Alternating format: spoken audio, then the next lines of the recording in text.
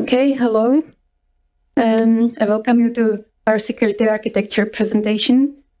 We will also discuss the topic of the clash of security architecture with C-levels. So, I work as security solution architect, and I've come across lots of the main domains in security, such as threat modeling, DevSecOps vulnerability management, network security, and currently I'm implementing Digital Operational Resilience Act, which is the regulatory act of the EU that applies to banking industry. So I like research. I've done some in security, and I do lots of funny things around. So now I would like to pull you into the world of security architecture and its challenges. Let's talk about challenges that I face on a daily basis, which is the clash, I can call it a clash actually, of security architecture versus project management. Because as we all know, project management is aiming currently to be agile. It has become a stupid buzzword. And it's a pity, because in the case of security architecture, it should be taken seriously. And you should see more of agile in that area. But unfortunately, the structure of security architecture and the design is it simply leads to waterfall completely. Whatever the project manager does, it's a waterfall project anyway. They can try to make it agile, but it's very, very difficult because there are too many stakeholders that need to be aligned on requirements, on the design, on the solution itself. They need to approve it, they need to give feedback, then another approval is sought. So it's complete waterfall, and it makes things long, and, all the disadvantages that you see in the waterfall style of management can be found in security architecture design. I think that agile design is possible, but only at very low level. When you go to technicalities, then you can make it more agile. You can be very flexible if on condition that the company's environment allows it, which is not always the case. So it depends. Mostly security architecture is not agile. And I think that it could see some improvement. Okay, so we're discussing AI here a lot. And, security architecture is really something that lives on another planet. Because there is a simple reason for that. Security architecture is based on uniquely on the organization's ecosystem. Each organization's ecosystem is so unique, and AI doesn't know anything about that. If AI knew about that, it would be utterly wrong, because of course that information is confidential. So, I don't see many ways how that could be interconnected. But what I think is that at low level in the technical details, when I design the technical details, AI could sometimes help to make the process a little bit more agile, faster, more agile. But, it would require most probably it would require a tool that would enable that, which doesn't exist yet. So I have a kind of my own automation, and let's see what happens in the future. it might even be a business opportunity for someone who likes to develop new tools or, help things go faster and more flexibly. Another challenge, big challenge, is that security architecture can be very, very ineffective and costly because, and it's usually the case, unfortunately, because the security tool synergies are not sought for. They're not mapped. And, it's a really big problem. Actually, I've come across so many clients, and none of those could present something like, we can call it a security tool synergy map, or we can call it a security globe, whatever.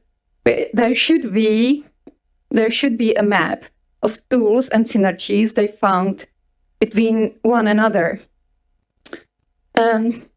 I'll tell you some details about this. This is very important. So, if you don't have that tool map and you don't know what features are enabled on each of those tools, then it can very easily happen that your subscribed features are duplicated. If you enable the same feature on, let's say, 2-3 tools, this is a big problem, actually. And I'll tell you why.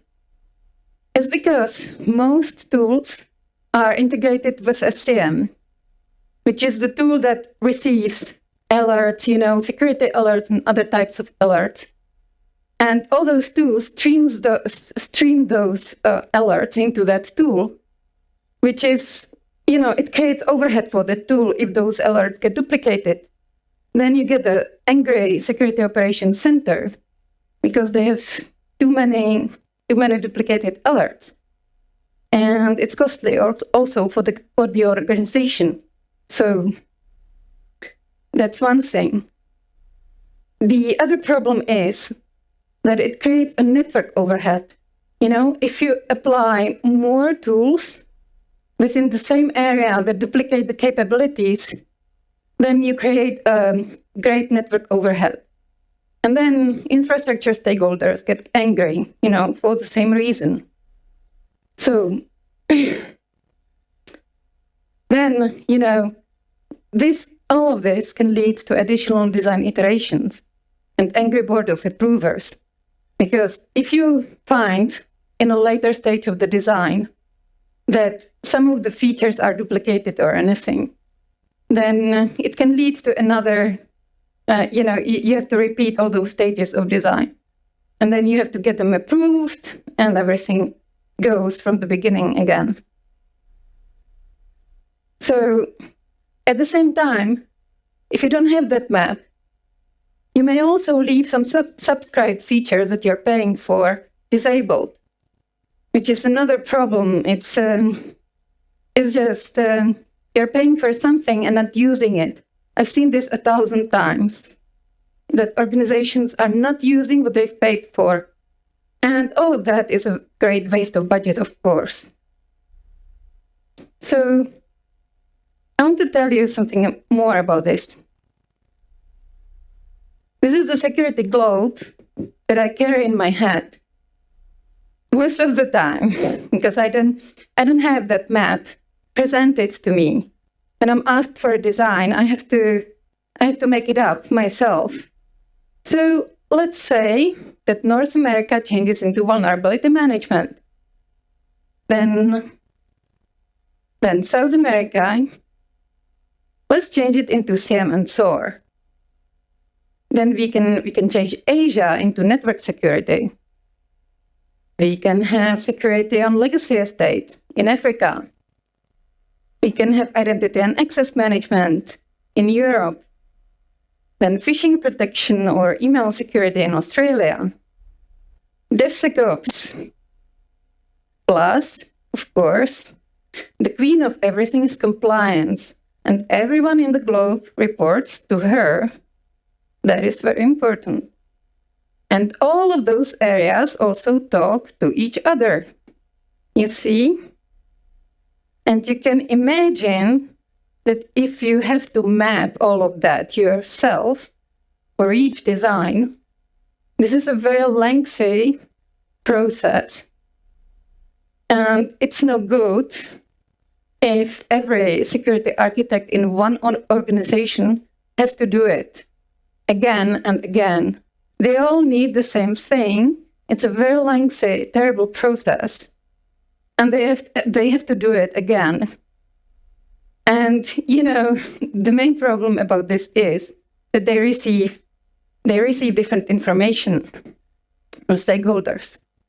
So there's lack of accountability, a great lack of accountability, which is what I call accountability trap. Actually, I feel trapped because if I don't have this map, I have to speak to all stakeholder groups for all those areas that we just described. And, if there is lack of accountability and nobody will, they give me some information, but they don't want to be held accountable for that information.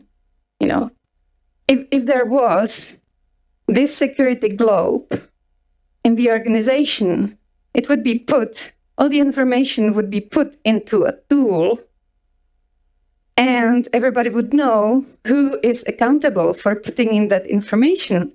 Then all would be clear.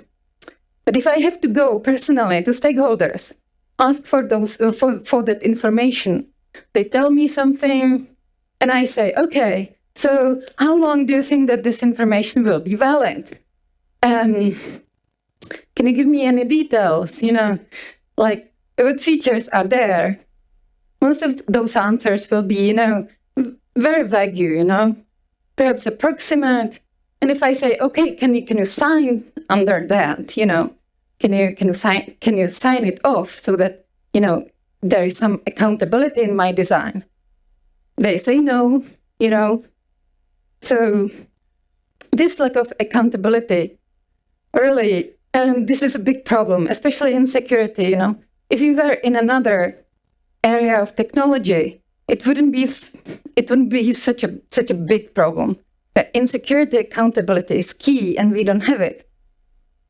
So this is really key. If somebody here is from the developer community, then you can take this as a business opportunity. Yeah, seriously. This is, I've been so desperate sometimes that I thought I might do it, and even I might program it with my own hands. Of course, I don't have time for it because my job is something else. But it would be really useful. So we would need 4 layers here. First layer are the areas we've just outlined. The second layer would be the tool that provides those capabilities in that area. So that would be actually the list of vendors, the list of products that we use. The third layer we would need to map are the capabilities, the features that we enable on those tools. And the fourth point are the integrations, of course. Those are the arrows, who talks to whom. This is very important. So if somebody wants to work on that, you can contact me. I can tell you what I need. Perhaps it could be successful, Perhaps other security architects elsewhere use it. So let's move on to the other part, which is the clash of security architecture with C-levels.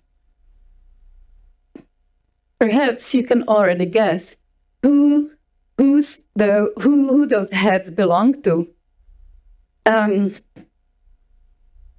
I think you will be able to guess it very quickly. So this one says, get us compliant. I don't want to see any fines,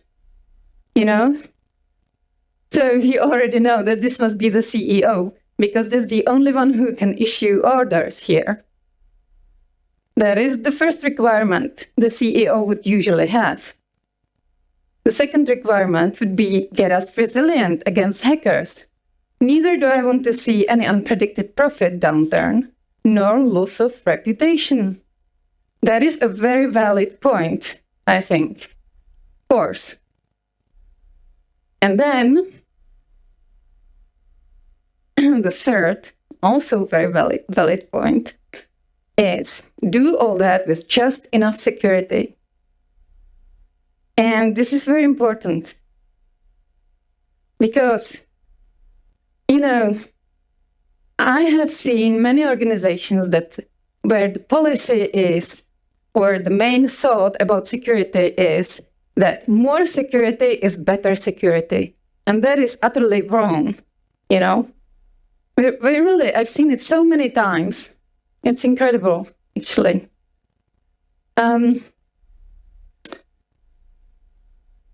So having just enough security is just enough. And everything above that is only creating a terrible overhead for the infrastructure, for the people, for resources, for finances, everywhere. Actually, the third point is my wish. That is the wish I have, that the CEOs want, that there is just enough security.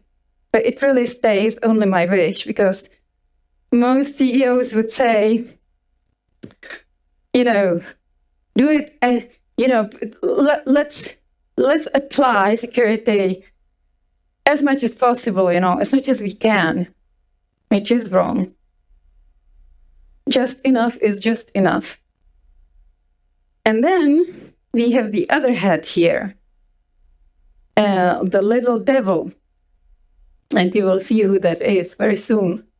So this little devil says, but politely, this devil doesn't issue orders usually. They just ask. So can I see the organization security globe, which is the synergy map we discussed? And of course, the answer would be no, because we don't have it. So, yeah. The second question is, can I see the organization's policies to have some accountability here? Policies are very important in the design, very important. I would like to refer to them much more often than I can. Actually, most organizations wouldn't even have a common repository where you could see the policies, where they would be accessible. So, for example, if I have to request an exception from what is considered standard, for example, I might need to ask for an exception to have a proxy bypass. And, normally it would be really so great if I could take a look into the policy and see it on the paper, see who is accountable for that. And then I could ask that accountable person for the exception I need for my project. But this is normally not possible. And also, it will be very difficult for me. It's very often very difficult for me to find the right person to ask.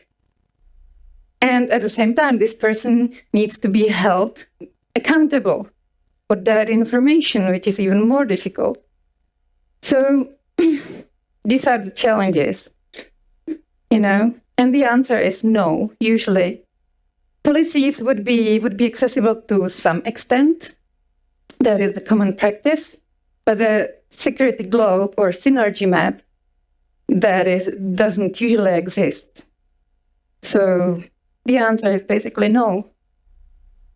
And then the third polite question would be, can we be at least a little more agile while still being careful so that we don't see licenses expire, before we put them in use, actually. And key features can also be deprecated before we put them in use because we're so slow in that waterfall process. Really, I've seen many cases where, and we can laugh about it here, but it's not funny at all.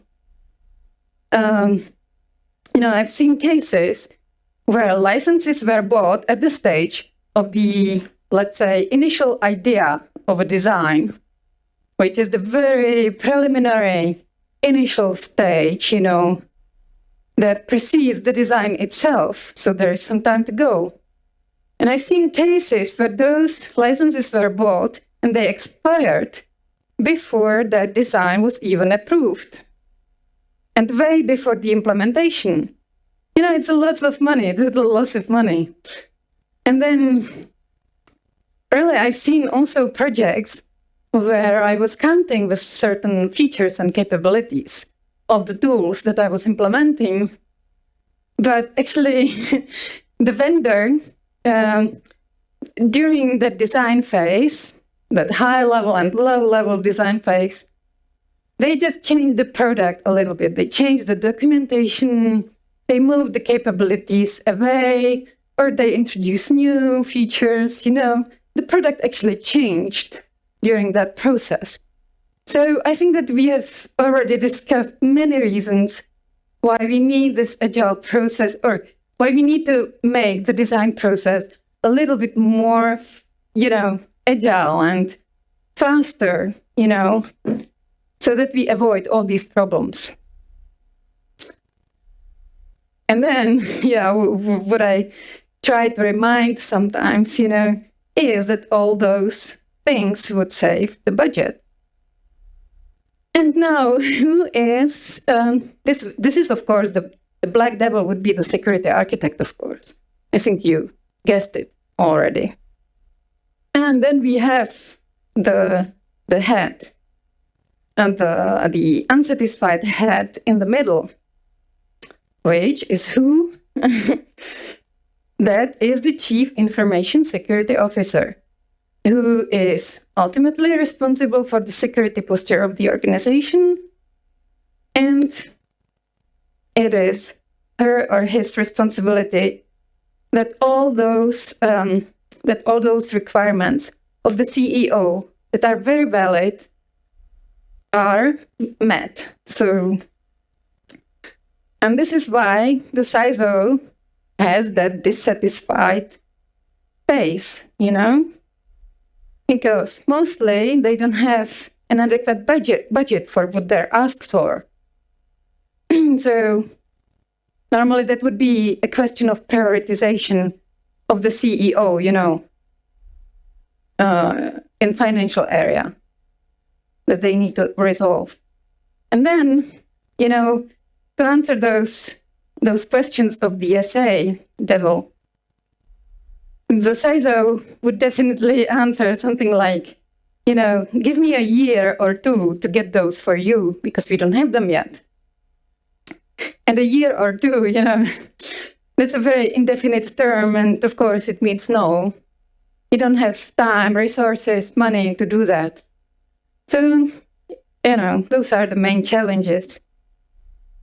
And so this is the CISO's position. And I will ask you a question. We will vote on that. How long do you think that the Chief Information Security Officer can live on average in their function? How long do you think that they, on average, stay in that function? Is it 18 months? Is it 36 months? Or do you think that it is, let's say, more than 3 years? Let's say 5 years? So who thinks A? Who thinks it's 18 months? Okay, who thinks B, like 3 years? Okay, so you're half and half there. Who thinks it's 5 years? Okay, one person. So you're almost right, actually. So it's A, of course. It's A. And statistics show that this what we call tenure of the CISO is getting shorter and shorter, actually. In 2020, the tenure of the CISO was, on average, around 26 months, 26 to 30 months. Now, now it's only 18. So this is very important because the CISO gets contradictory requirements from all sides. So that's the most unhappy person in the organization. The devils here are still devils. But, they smile. They can smile at least. But the CISO's life is very short. Yeah. Yeah, and the smile, even if the CISO smiles sometimes, perhaps, maybe, I hope, I wish for them, their smile diminishes very quickly when they learn about new regulations, for example. And then, I'll tell you something. When we look into the future, we can say what will happen and when the CISO will be knocked out totally. And that will be the moment when quantum computing will come into, let's say, everyday practice in IT, which is a long way ahead, but it will come one day. But, let's look at it from the practical perspective. So today, it takes around 160 days to decrypt a 2048-bit RSA key. But scientists are already working on ways how to make it much faster. And if you think about it from practical perspective of a hacker, 160 days, it's not such a long time, So, for example, preparing a proper hacking attack would take about the same time. So it's not an extreme, So even today, they can do it within 160 days. What will happen when quantum computing will get much further? And when quantum computing will be more accessible, will be available even to hackers, That's the knockout of the CISO. I'm interested what will happen in the future. Okay, so I hope that I've provided you the picture of security architecture, and that you know what the challenges are. And I think that now we can wrap up and let's take a look at the questions.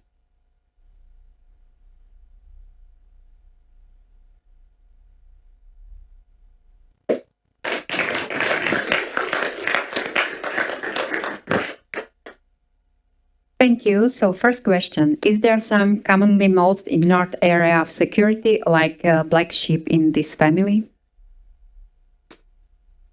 Oh, okay, let me think.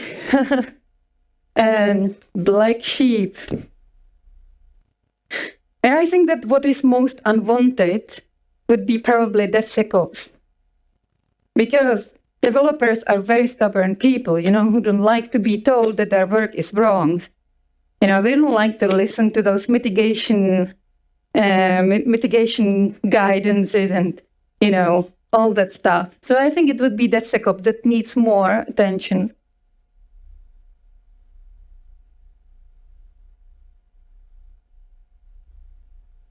Could not AI be used to map the security architecture and accountability, as it seems to be so complex?